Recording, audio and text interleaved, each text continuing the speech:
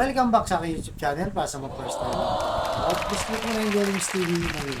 Anyway guys, wala nang bite, free lang. Tulong mo na lang din sa kapwa. Alright, thank you very much. Sa topic natin po today's video, Kibuloy, nilusob na ng PNP na batalyon ng mga pulis. Subalit, hinarang ito ng kanyang mga supporter o kanyang member. Yan guys, yan ang mainit na balita. Kasi kaninang madaling araw, 3 barangay ang nilusob ng kapulisan. Dahil nga dito sa nakabinbin na warrant of arrest kay Kibuloy. So, kung maalala nyo guys, na vlog natin dati, di ba? Na ito na nga, nagpadala na nga ng 2 batalyon halos ng mga pulis. Tapos, tinanggal yung chief PNP dyan sa Davao at may mga nirelieve na mga pulis.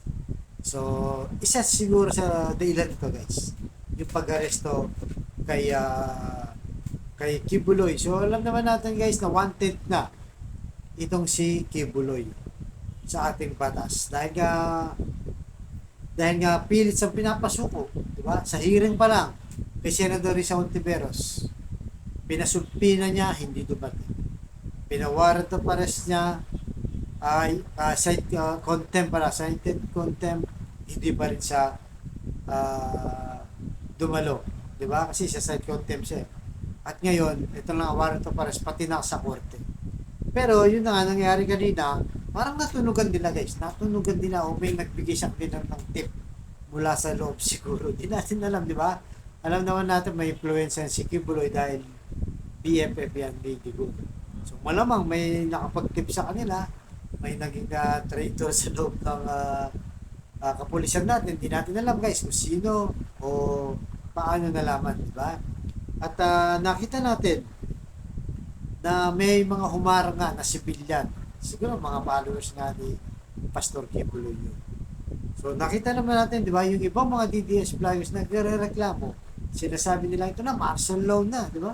Martial law na, ginagamitan na tayo ng mga pulis. Puwersahan na.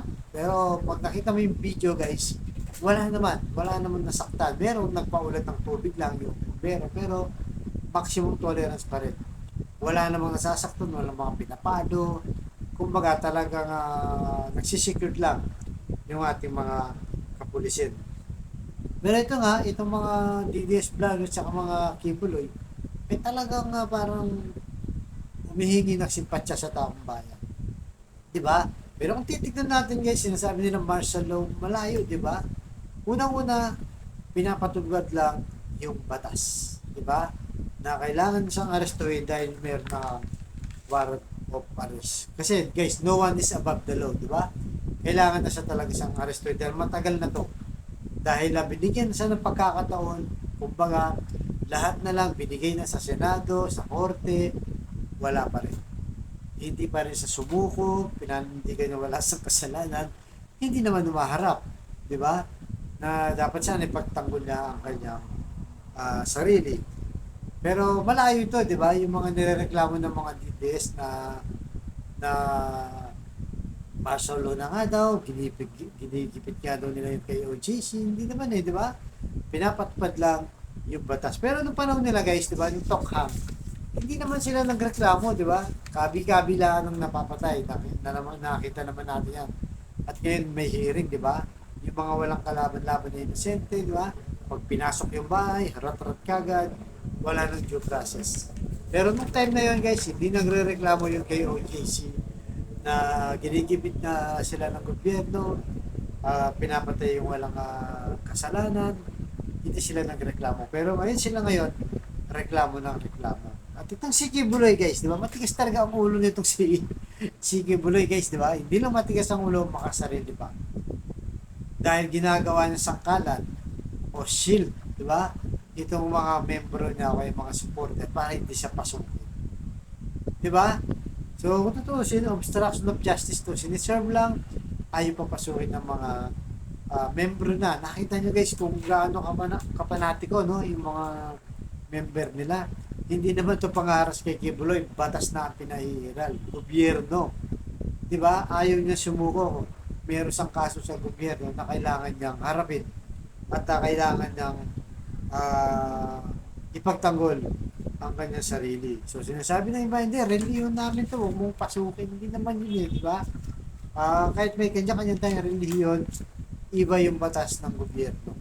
Di ba? Wala namang problema sa relihiyon nyo, kung wala namang ginagawa hindi maganda. Kaso nga, yung leader mismo nila, yung founder nila, ang may problema at nakasuhan na nga ito sa korte. So, abangan natin guys, marami pong mangyayari kasi napanood kanina may mga helicopter na, di ba? At talagang yung mga supporter niya guys, di ba? Hindi naaawa si Kim Buloy. Mamaya magkasakitan na yan. Hindi natin niya masasabi kasi mga pulis yan eh. Di ba? Siyempre kung sila nagmamatigas ng ulo, talaga may masasaktan dyan. Kasi ganyan talaga, di ba? Actually, medyo malambot pa nga yung kilos ng pulis natin dyan eh, sa Davao eh. Kasi kung iba lang yan, nilusob na yan. Pinagpapalo na yung mga umaharang dyan kasi nga unang-una, siniserve lang naman yung warrant of arrest. Kasi nga naman, di ba guys, hindi naman kaya ng ilang pulis lang kailangan bata-bata. Napakalawak nung kaharian ni Kim Buloy dyan sa Davao. Kaya kailangan maraming pulis para matuntun nila. Siguro nandyan talaga si Kim Buloy, bakit nila hinaharang, di ba? Yung mga followers nila.